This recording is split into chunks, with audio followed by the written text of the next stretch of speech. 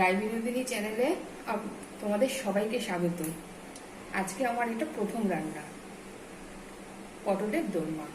তো দেখা যাক পটলের দোরমা তৈরি করতে কি কি লাগছে। প্রথমে পটলগুলো এরকমভাবে কেটে ভেতর থেকে শাঁস বার করে নিয়েছি, তারপরে নুন হলুদ মাখিয়ে রেখেছি। আর এখানে আছে চিংড়ি মাছ দিয়ে পুরটা হবে। আর চিংড়ি মাছের মধ্যে আছে টমেটো পিউরি, আদা পেঁয়াজ রসুন বাটা আর কাঁচা লঙ্কা বাটা। যদি ভালো করে এটা মিক্সড করে রেখেছি।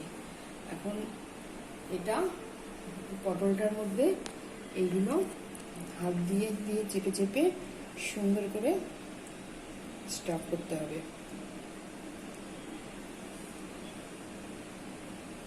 এইভাবে সমস্ত পটলগুলো আমি এরকম করে নেব।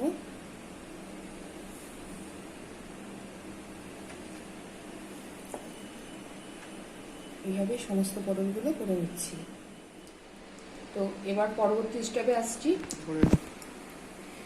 এই পটলগুলো পুর ভরা হয়ে যাওয়ার পরে একটু ময়দা গুলে নিয়েছি। ময়দাটা পটলের মুখের উপরে সুন্দর করে লাগিয়ে দিচ্ছি।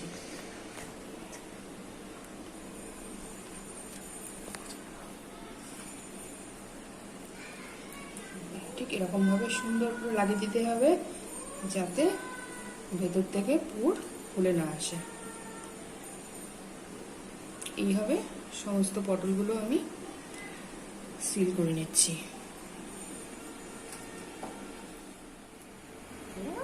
এটা হবে গ্রেভির জন্য।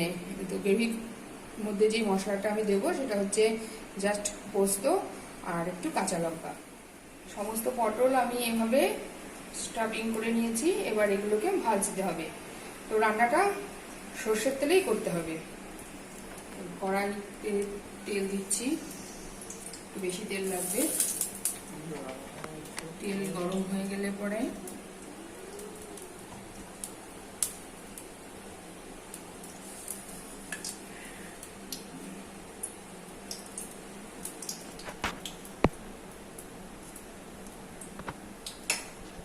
তেল গরম হয়ে যাওয়ার পরে গ্যাসটা লো করে দিতে হবে। করে আস্তে আস্তে একটা করে পটল ছাড়তে হবে।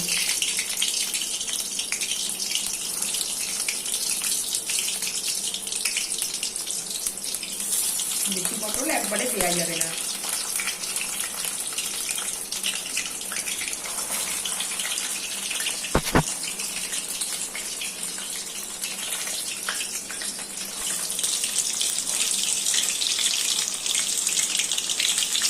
এই সময় গ্যাসের আঁচ যদি তোমরা বেশি করে দাও, তাহলে পটলের মুখের অংশটা খুলে আসতে পারে। মিডিয়াম টু লো ফ্লেমে আমি এটা ফ্রাই করছি।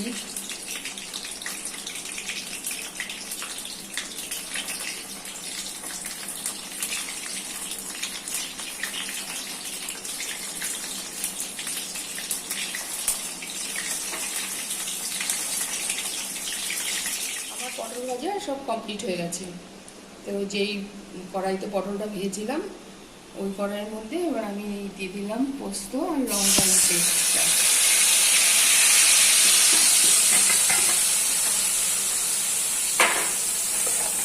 ভালোভাবে কষাতে হবে একটু।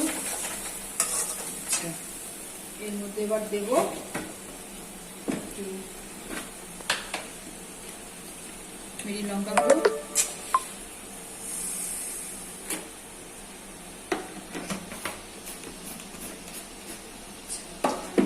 সামান্য হলুদ, স্বাদ মতো লবণ। লবণটা যে যেমন খাও সেরকম ভাবে দেবে।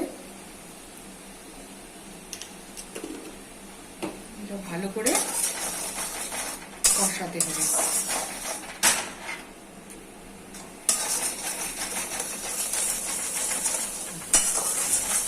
মশলা থেকে তেল যখন বেরোতে শুরু করবে, তখন পটলগুলো আমি একটা একটা করে দেব।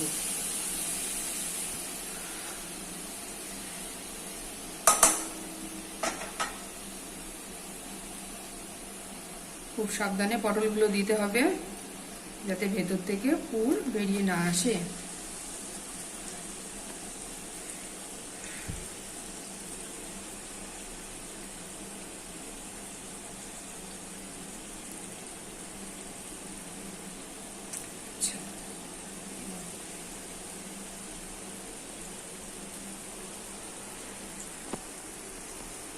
সামান্য একটু জল অ্যাড করলাম,